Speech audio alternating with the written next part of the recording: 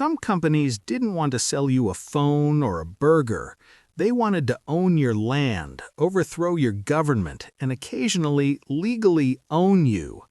If companies are people in the eyes of the law, history shows us that most of them are absolute psychopaths who should be locked in a supermax prison. So today, we are ranking the worst companies in history on a tier list. We're going from D tier, which is embarrassing corporate failures, all the way to S tier, which is license to kill. D tier. The D tier is for companies that weren't necessarily evil geniuses, they were just stupid. These are the companies that looked at the concept of money and said, "No thanks, I'd rather light $1 billion on fire." First up, Juicero. If you weren't online in 2017, you missed the funniest scam in Silicon Valley history. Juicero was a startup that raised over $100 million from investors, including Google, to build a smart juicer. The machine cost $400, you had to buy their proprietary produce packs, insert them into the machine, and it would squeeze them with 4 tons of force. Then, a Bloomberg journalist did something crazy. He squeezed the packet with his own contraband tools, aka hands. And it worked, faster even. Juicero wasn't selling innovation. They were selling a glorified garden gnome that squeezed Capri Suns for you. They shut down months later. Nobody died, but the sheer embarrassment of vaporizing 9 figures on a useless metal box earns them a permanent spot in the Hall of Shame. Pets.com. The year 2000. The dot-com bubble. The magical time when you could walk into a bank, say, "I have a website," and they would throw gold bars at your head until you passed out. Pets.com is the poster child for this mass delusion. Their business model was simple: sell dog food online. The problem? Dog food is heavy. Shipping a 50-pound bag of kibble costs more than the kibble itself. Every sale, they lost money. But did that stop them? No. They even bought a float in the Macy's Thanksgiving Day Parade and spent millions on a Super Bowl ad. They went from IPO to out of business in 9 months, burning over $300 million. It was a speed run of corporate failure. They didn't hurt anyone, but they murdered the retirement funds of a lot of day traders. Solid D tier for the sock puppet alone. C tier. The South Sea Company. This is the OG crypto scam, back in 1711. The South Sea Company was a British company established to trade with South America. One tiny problem: Britain was at war with Spain, who controlled South America. So the company literally could not trade. Did they let that stop them? Absolutely not. They started selling stock based on future potential, and everyone bought in. Peasants, lords, even Isaac Newton. Yes, the light bulb guy. Or maybe the Apple guy. The stock price went to the moon, and then, obviously, it crashed. It destroyed the British economy for a long time. The South Sea Company line goes up to C tier. Next, Theranos. You knew this was coming. The turtleneck, the crazy eyes, the voice that sounded like she was doing a bad impression of a person doing a bad impression of Batman. Theranos promised they could run hundreds of medical tests with a single drop of blood. The company was valued at $9 billion. The catch?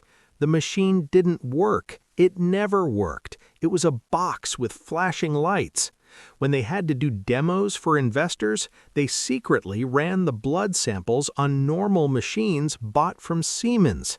They were literally playing make-believe with people's medical data. This lands in C tier because it was genuinely dangerous. They gave people false cancer diagnoses and missed real ones. But also, it's somewhat hilarious that they managed to trick Henry Kissinger, the Clintons, and the Walton family into funding a glorified magic 8-ball that predicted your health. B tier. Ford. In the 1970s, Ford released the Pinto. It was a cheap car to compete with Japanese imports. However, the engineers discovered a small flaw. If you got rear-ended at a moderate speed, the gas tank would rupture and the car would turn into a fireball. Ford did the math. To fix the gas tank would cost $11 per car. But they also did some other math where to pay off the lawsuits for the people who burned to death would cost significantly less than $11 per car. So they wrote a memo, the infamous Ford Pinto memo, and decided not to fix it. They put a price tag on a human life, and it was less than the cost of a Domino's pizza. It's B tier because this wasn't passion or ideology, it was just accounting for them. Union Carbide. In 1984, an American company called Union Carbide had a pesticide plant in Bhopal, India. To save money, they turned off safety systems, they ignored maintenance, they staffed the plant with undertrained workers. On the night of December 2nd, water leaked into a tank of methyl isocyanate. This created a chemical reaction that released 40 tons of toxic gas into the sleeping city. Thousands died immediately. Up to 15,000 people died in the aftermath, and 500,000 were injured. Union Carbide's response? Denial, legal dodging. They paid a settlement that amounted to about $500 per victim. Horrifying. B tier, as it's a masterclass in not caring about human life if that life is in a developing nation. A tier. The Pinkerton National Detective Agency. You might know them from Red Dead Redemption. In real life, they weren't just detectives. In the late 19th century, they were a private army for hire. When workers tried to form unions to ask for crazy things like weekends or not dying in a coal mine, the factory owners called the Pinkertons. They'd show up with rifles and go to literal war with American citizens. The Homestead Strike of 1892, 300 Pinkerton agents fought thousands of steel workers. They were professional strikebreakers, spies, and thugs. They proved that if you have enough money, the law is just a suggestion. They get A tier for effectively privatizing state violence and renting it out to whoever could afford it. The United Fruit Company. If you've ever wondered why we use the term Banana Republic, it's because of these guys. In the early 20th century, United Fruit, now Chiquita, owned most of the land in Central America. They owned the railroads, the mail, and the politicians. In 1954, the democratically elected president of Guatemala, Jacobo Arbenz, decided to give some uncultivated land back to the peasants. United Fruit didn't like this. They called up the CIA and said, "Hey, this looks like communism." The CIA launched a coup, overthrew the government, and installed a military dictatorship that plunged Guatemala into a 36-year civil war. 200,000 people died. Why? Because bananas. They literally destroyed a democracy to keep the price of fruit low. This is A tier, when you can overthrow a government because you don't want to pay minimum wage. S tier. IG Farben.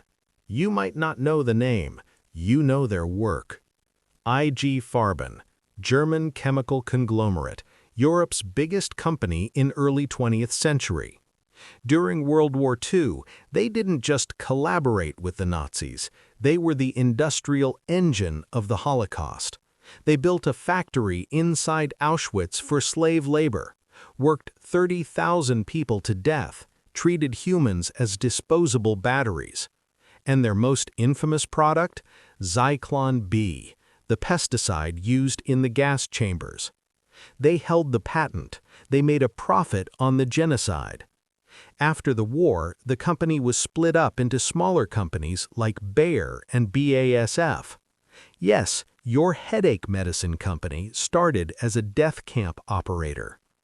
S tier because no profit margin justifies this, yet they did it anyway. The British East India Company, the EIC. This wasn't a company, It was a Godzilla made of money and guns. Founded in 1600 to import spices, by the 1800s they had a private army of 260,000 men, twice the size of the British Royal Army. They didn't just trade with India, they conquered it. They taxed the locals so heavily that when a drought hit Bengal in 1770, the company raised taxes instead of offering relief. The result? The Great Bengal Famine. 10 million people died. But wait, it gets worse. They needed something to sell to China to buy tea. The Chinese didn't want British wool, so the EIC decided to grow opium in India and illegally smuggle it into China. They became the world's largest drug cartel. When the Chinese government said, "Hey, please stop getting our entire population addicted to opium," the EIC called the British Navy and started the Opium Wars. They fought wars to force drug trafficking, looted Beijing, destabilized China for a century. The British East India Company is the S tier because they proved that with enough power, a corporation can become a colonizer, a drug lord, and a mass murderer all at once. Conclusion. So, there you have it, the corporate hierarchy of horror. If we look at this tier list, we learn something terrifying. If you give someone a mask, they might steal a candy bar. But if you give a group of people a limited liability company and a share price target, they will steal a continent. It turns out that maximizing shareholder value is often just a fancy business term for sociopathy. But hey, don't worry, we have regulations now. Surely no modern company uses child labor, destroys the environment, or sells your data to manipulate elections. Right? Right? Thanks for watching. Comment below, which modern company do you think will make the S tier in 100 years? My money's on the one putting chips inside the brain. Don't forget to like and subscribe so I can afford to buy a bunker before the water wars start. Until next time, read the terms and conditions.